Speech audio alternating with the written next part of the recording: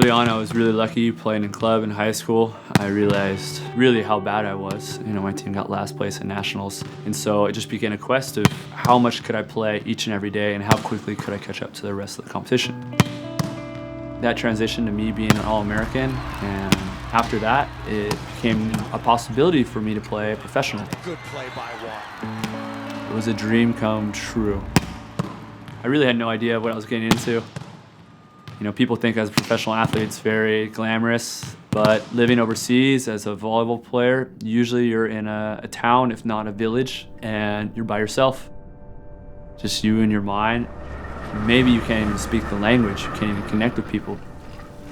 I didn't like the city. It was rainy, it was gray, I broke up with my girlfriend, no family, no friends outside of volleyball. The team constantly fought, there was no work ethic, the coach constantly yelled at me, and the team was awful. I wanted out, I wanted to escape. I had a feeling that I was losing it mentally, and I was losing a little of my play, and I really didn't know how to cope with it, so I started meditating. This spurred the path to self-discovery, which I'm still walking this day. One of my favorite quotes is, "In between stimulus and response is space. In that space is our power to choose our response, and in our response is our power and freedom." There was so much in my control, and I was worrying about so many things that were outside of my control, rather than being a slave to the external environment, circumstances, rather than just reacting. I react. We can come back to the sensations of our breath and how we want to respond and how I'm gonna live up to the highest version I know I can be. I was gonna commit to everything I had complete control over. So I started building what I call a list. And within that list are different micro tasks throughout the day where I felt if I accomplished, I could go to bed a little bit easier at night. It didn't matter what else was on my schedule, how I felt, I was gonna do 100% of those things. So I was waking up early, making my bed, getting that first win of the day, going to meditate, whole food, plant-based breakfast, making a juice, stretching, getting a good workout in, doing my conditioning, watching video. All just small little wins, but it added up to me knowing that I was as prepared and confident when those games came. I really felt there was a correlation between my ability as a volleyball player, my status, the team I was on, how women viewed me. All these things correlated to my happiness. One of the players I played with, he was everything I wanted to be. I realized just how miserable he was.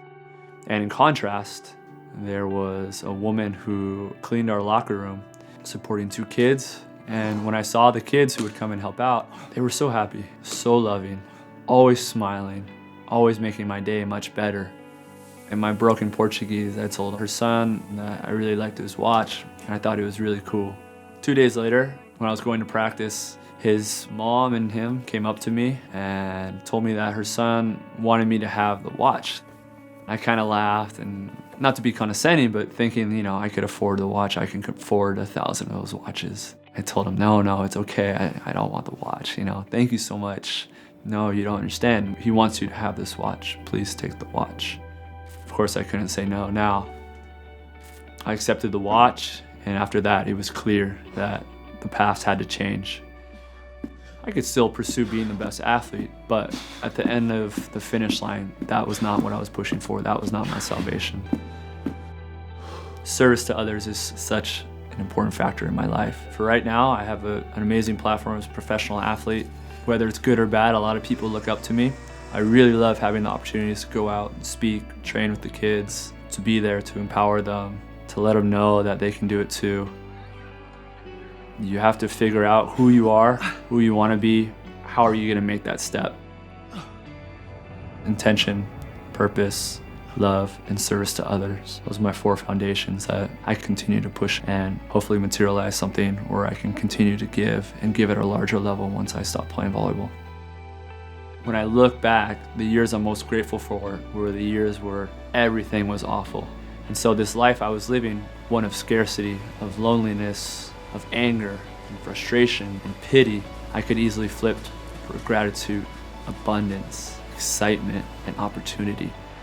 Every day is the best day ever because I fully embrace each and every day as an opportunity to shed a lesser version of myself.